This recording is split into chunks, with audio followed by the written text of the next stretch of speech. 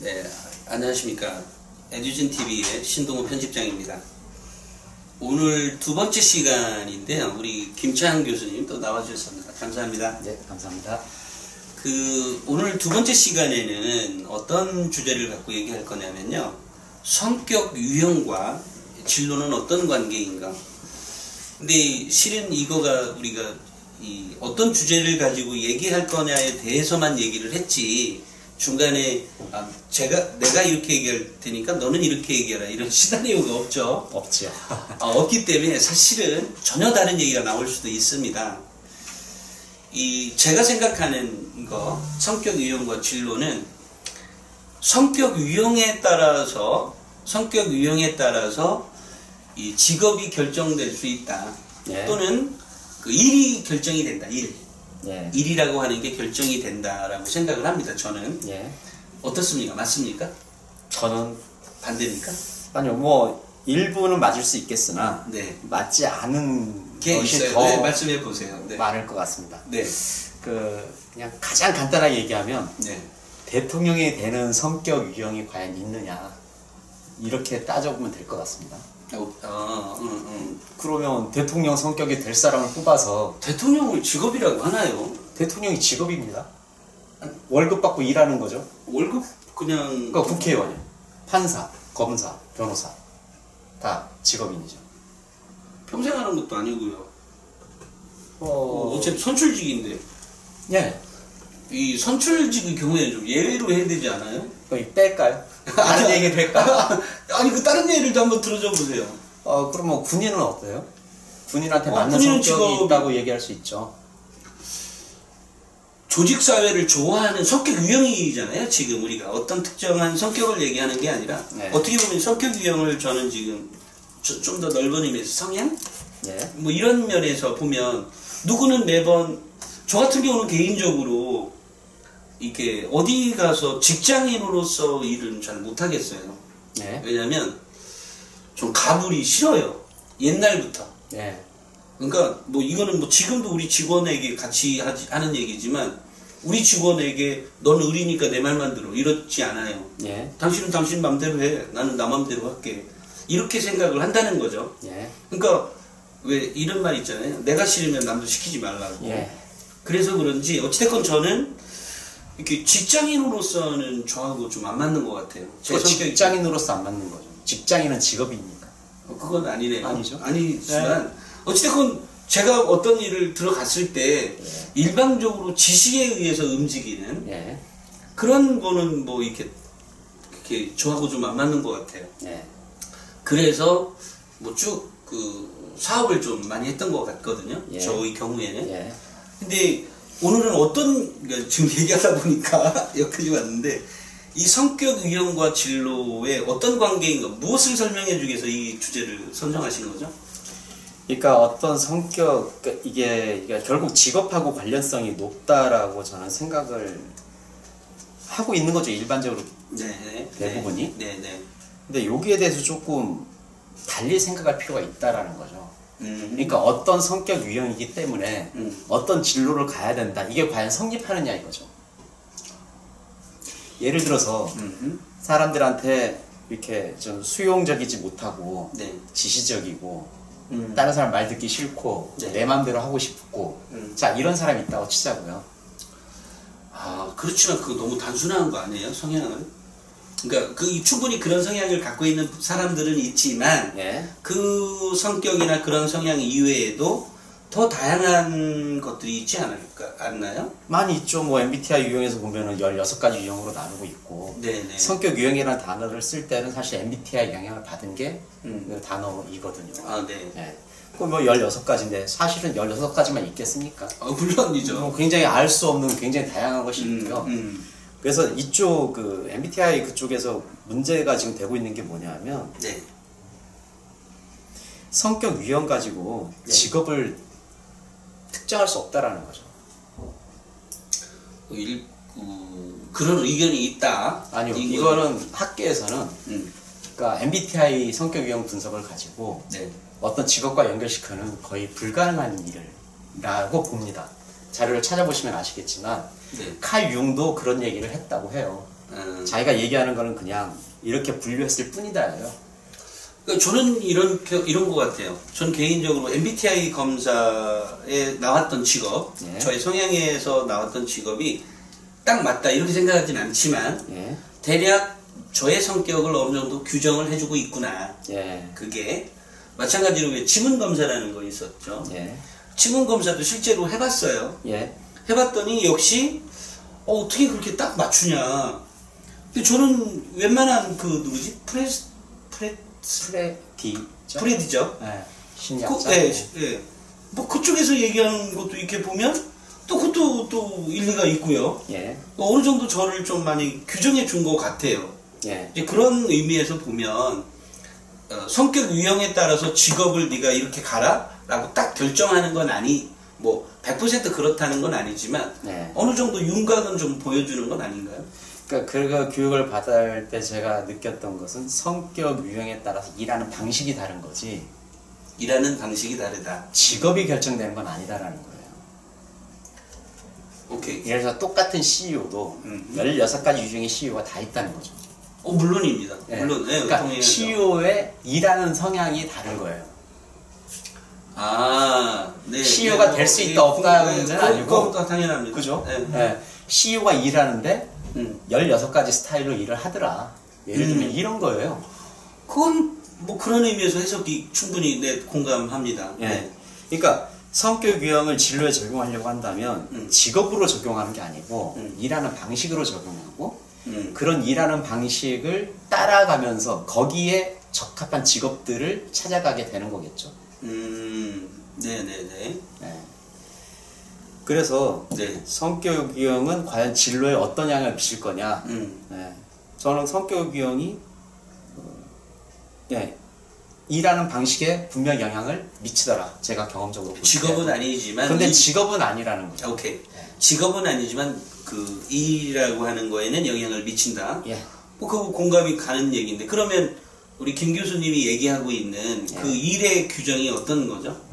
일하는 그 방식. 예를 들면 이런 겁니다. 제가 경영학과를 전공을 했고요. 네. 군대를 장교로 다녀왔어요. 장교였어요? 네. 이럴 때는 누가 보더라도 관리직을 맡기면 잘 할 것이다라고 유추할 수가 있죠. 예, 유추를 할 수 있죠. 네. 그래서 성격 유형 검사를 해봤어요, MBTI를. 그랬더니 우리 때는 또 예전에 보면 군대 장교 갔다 오면 의뢰껏 그런 식으로 가는 걸로. 그러고 가는 걸로 이제 공식화돼 있잖아요. 네, 맞아요. 해보니까 또 ISTJ예요.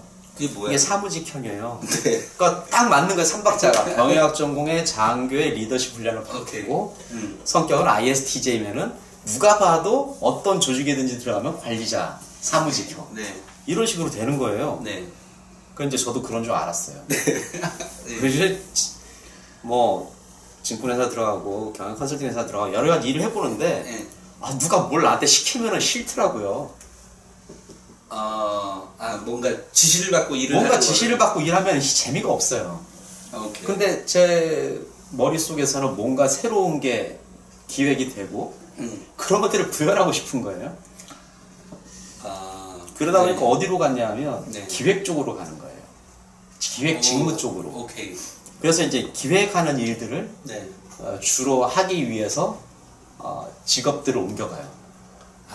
자기가 좋아하는 일을 찾아가는 거죠. 찾아가는데 이제 하여간 그때도 잘 모르죠. 30대니까. 네네. 어쨌든 간에 뭐 지시하는 건 싫고 내가 하고 싶은 걸 좀 하려고 그러면 결국 기획이라는 일을 해야 되는구나. 네네. 그래서 이제 기획하는 일을 할 수 있는 곳으로 자꾸 찾아가는 거예요. 네네. 이게 직업은 모르죠. 직업은 다 회사원이죠. 지금 갑자기 떠올랐는데요. 생각이 떠올랐는데 직업을 결정하는 건 성격만이 아니고 아까처럼 왜냐하면 이 사람이 지금 기획을 좋아한다 그랬잖아요. 자기는 기획을 좋아하는 그 심리가 너무 강한 거야. 다른 거는 그냥 좀 선호도가 높은 거죠. 다른 건 좀 손해 봐도 기획 일은 내가 하고 싶은 거야. 심지어는 급여를 손해를 봐도 그렇죠. 그렇게 가겠다. 그렇죠. 또 어떤 사람은 안정 욕구가 너무 강한 거야. 안정 욕구가. 나는 뭐 내가 조금 남한테 뭐 예 제가 다 하겠습니다라고 하더라도 안정 욕구가 강해서 뭐 참고 쭉 그죠? 네. 눌러서 있을 수 있는 사람도 있는 거죠. 네. 우리 친구 중에 어떤 친구는요, 남들 다 은퇴했는데 이미 네. 다 진급도 탈락하면 또 나가기도 하고 왜 올라갈 때마다. 네. 근데 그 친구는 아직까지도 거기에 버팅기고 있다는 그런 친구도 있어요.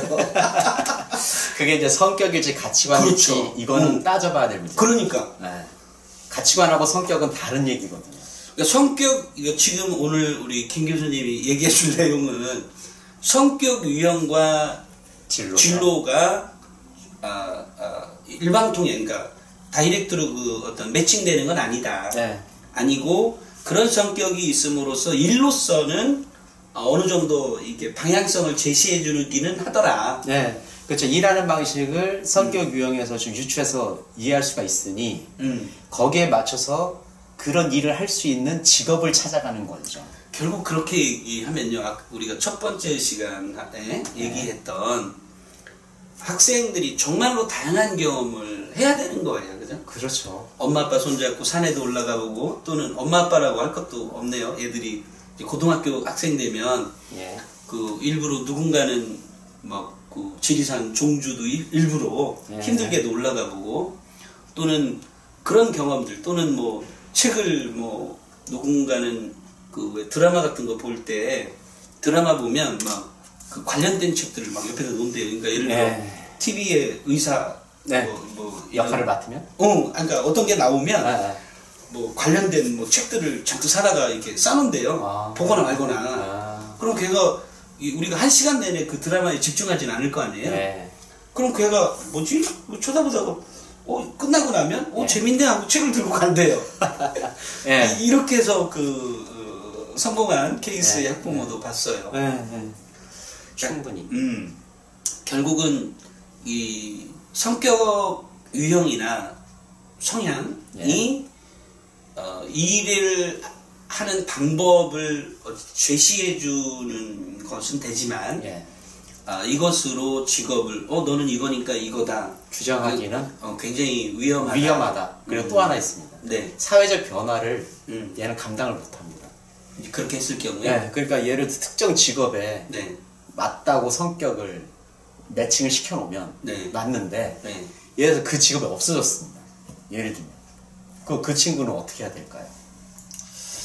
그쵸. 네, 그런 비슷한 일을 하는 걸 찾아가는 거죠. 다른 직업이어도 상관없어요. 네, 맞습니다. 예. 일단 자 그러면 오늘 이 두 번째 시간에 우리가 얘기하고 있는 이 성격 유형과 진로는 어떤 관계인가를 말씀을 해주실 때 얘기를 할 때 성격과 성향이 직업을 결정하지는 않는다. 다만 그 사람이 일을 어떻게 처리해 가는지는 어느 정도 유추해 볼 수 있다. 그리고 미래 직업을 예측하는 능력은 없습니다. 왜냐하면 전부 다 과거 데이터이기 때문에.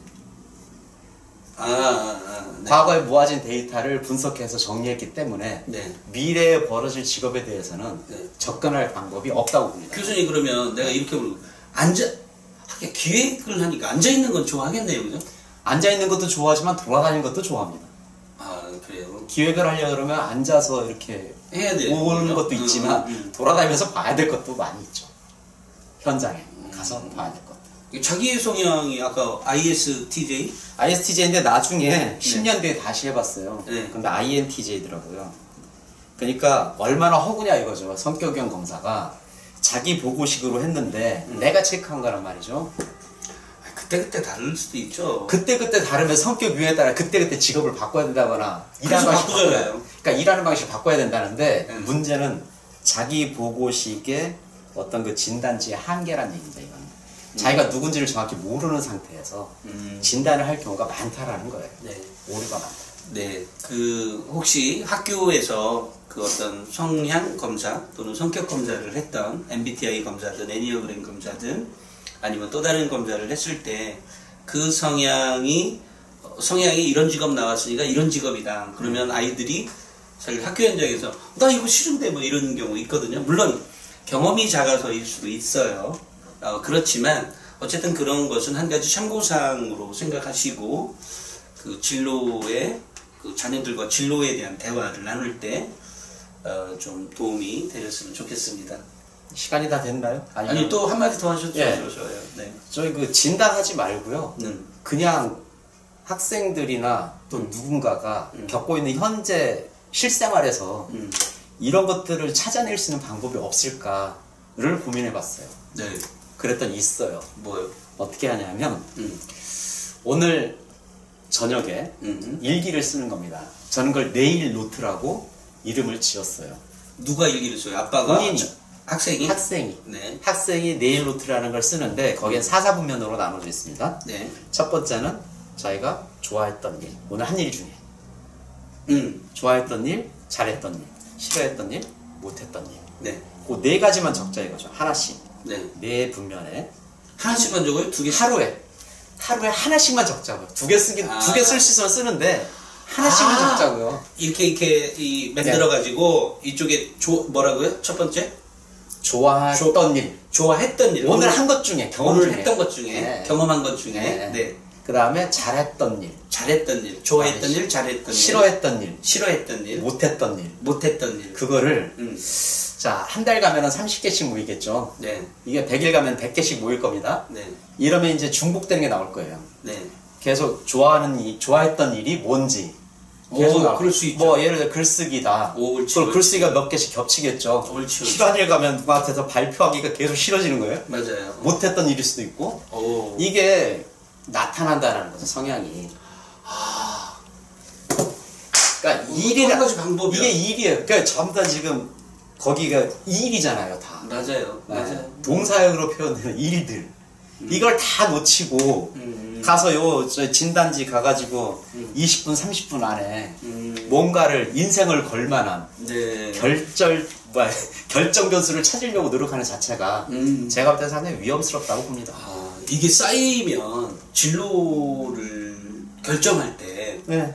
또는 자신의 어떤 성향을 역으로 추진해 가는 거죠, 그죠? 네, 저기 성격 유형 진단이 무효하다 그건 아니에요.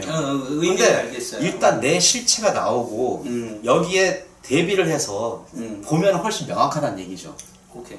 왜 이렇게 중요한 얘기를 거의 끝나갈 때쯤 얘기해요? 처음부터 말씀해 주시지. 요거 네일 노트는 저희가 무상으로 배포할 겁니다. 만들어가지고 진짜. 나침판이나 톡톡에 그냥 실으면 되지 뭘 또 무상 배포해요. 그래 이렇게 노트가 나와야 돼요. 노트를 만들어서 브로그로 드릴 테니까 오케이. 배포를 해주세요. 네. 오케이. 할갑습니다. 좋습니다. 네. 오늘 정말 중요한 말씀 잘 해주셨고요. 이거 중간에 끊으신 분들은 이 중요한 거를 못 들으실 수도 있겠네요. 너무 아깝습니다. 예. 어쨌든 오늘 말씀 감사합니다. 예, 감사합니다. 네, 감사합니다.